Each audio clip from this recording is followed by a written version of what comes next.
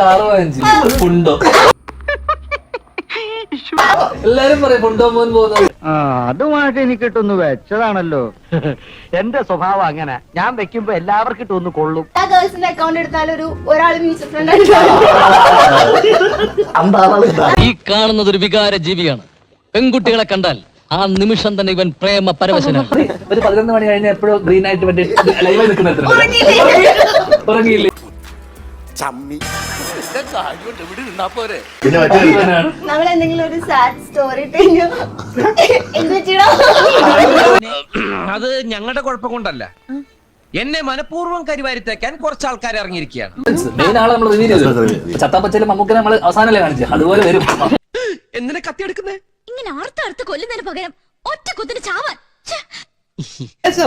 പടം വരുമ്പോ അറിയാമോ ചത്താണോ ഞാനൊരു ചെണ്ടയാണെന്നാ ഇവിടെ ഉള്ളൊരു വിചാരം. എല്ലാരും വന്ന് ഇടക്കിടക്ക് ഇനി സ്ഥിരമായിട്ട് ഇങ്ങനെ കാണിച്ചിട്ടേ വീട്ടിൽ നിന്ന് ഇട്ട് വിട്ടതാ.